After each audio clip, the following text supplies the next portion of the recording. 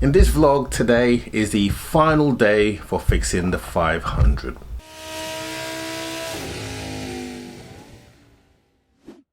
Hey everyone, and welcome to today's vlog, brought to you by Tool Maniac, your one-stop shop for all tools in the garage industry.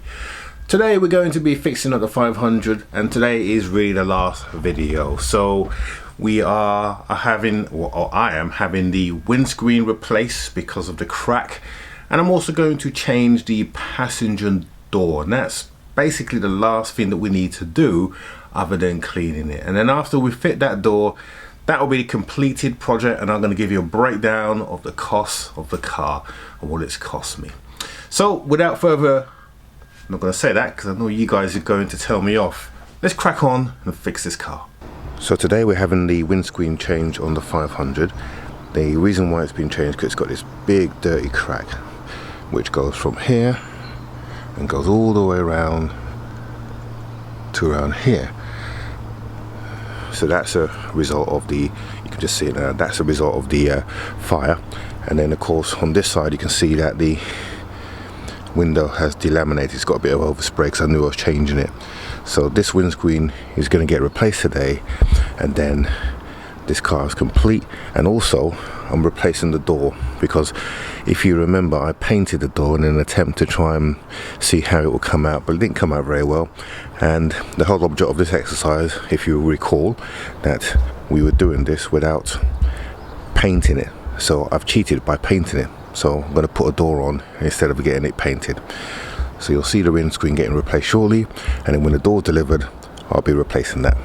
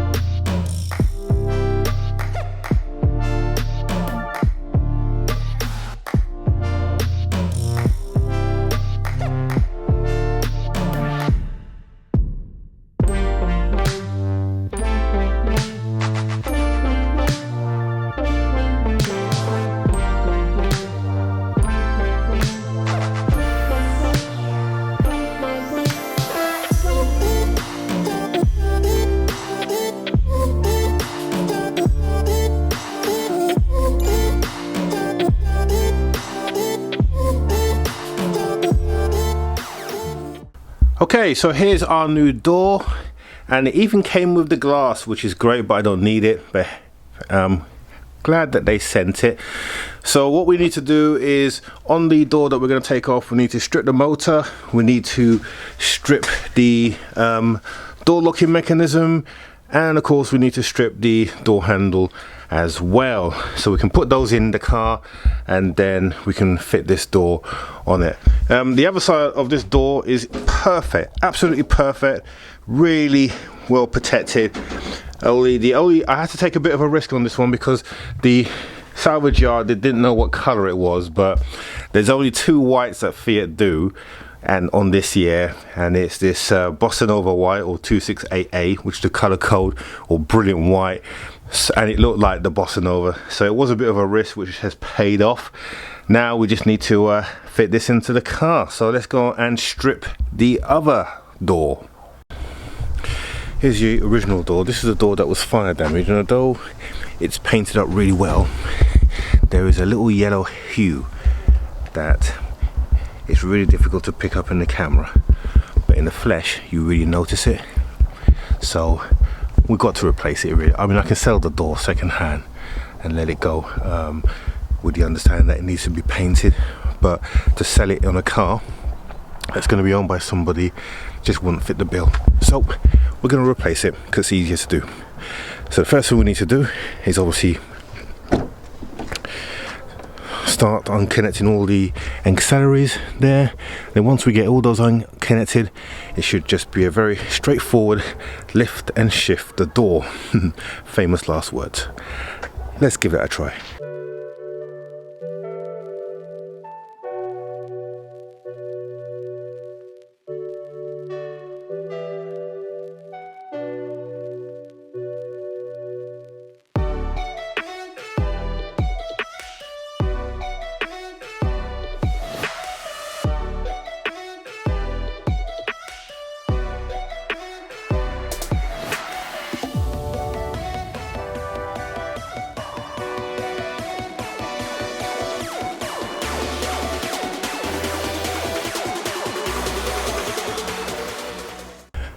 Okay, that was a right palaver.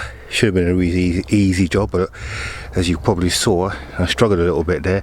And the reason being is that there is a little grommet in here that so this bit here, there is this that sits in front of it, this little plastic cubby hole, and that was preventing the end clip from coming out.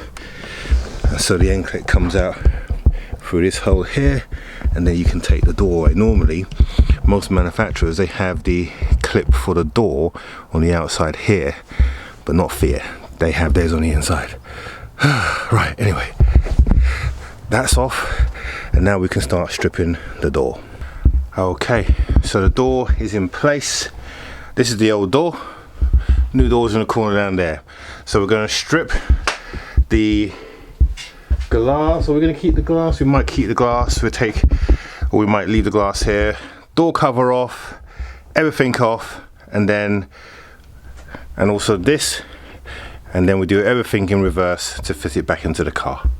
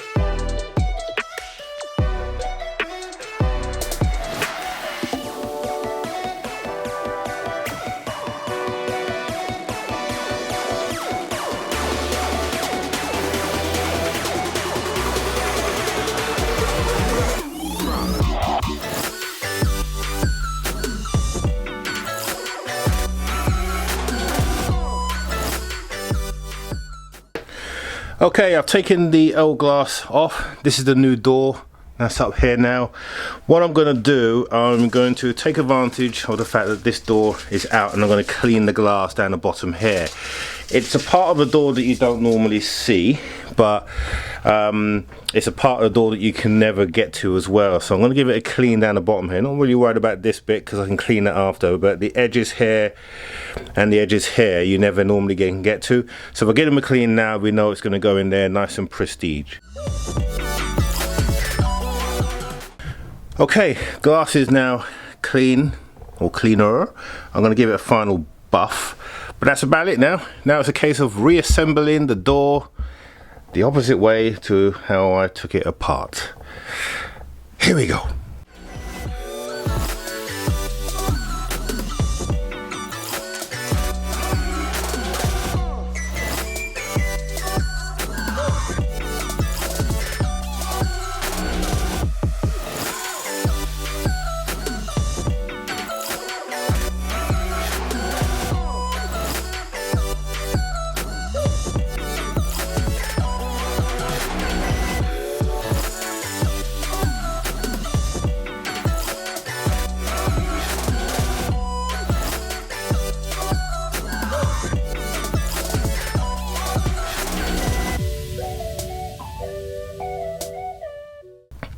Right, the door is now dressed, everything is back on.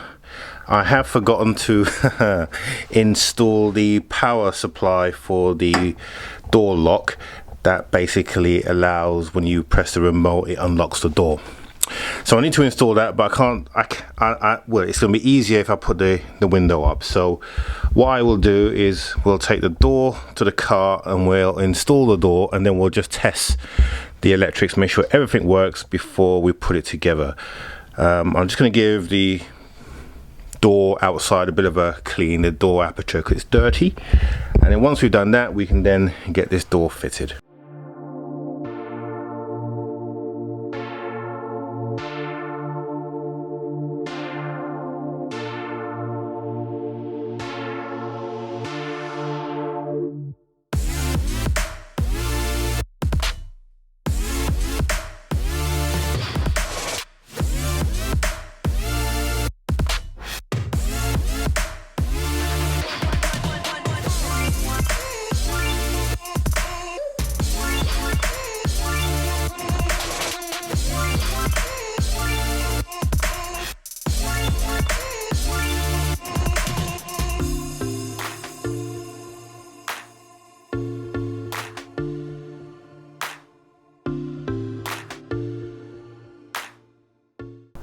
Okay, so we've put the polythene layer back because that actually provides some insulation, and of course this is not the one that came with this car. So what I've done, I've salvaged the one from the other car and just repaired it as best I could with duct tape. It's better than not having that, because if when it doesn't have that, it makes the door sound very clangy, and you can hear a lot of road noise. So that's a necessity in terms of just sound deadening, and also keeping the moisture out of the inside of the card. Right, let's go and put the door card on now, and then that should be it.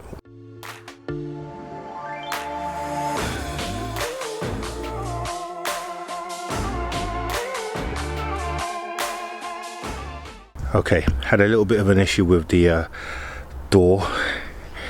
The handle was too tight, so it was preventing the mechanism from opening, but that's now fixed now, so I can continue putting this door back together.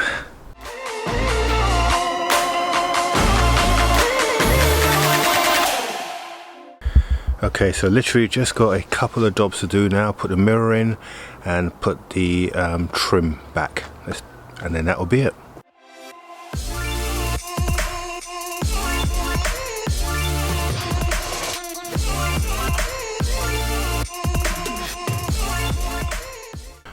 And that is it. The 500 is now finished, all complete, nothing more to do, just a little bit of cleaning, but she's all now done and dusted. So looking at the 500 now, let's give you a breakdown of what it costs to get this car into this state. Okay, so let's go for a cost breakdown of the car. So I purchased the 500 for £875.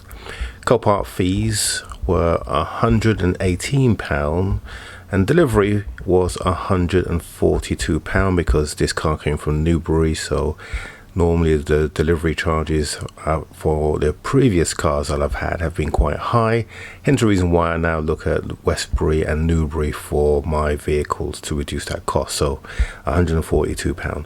Parts for the car were £844, leaving a total cost for all repairs and the purchase and fees of £1,979. So when you look at the costs of 500 Twin Airs at the moment, they range, the cheapest I've seen is around 2,700, and that was for a Cat S.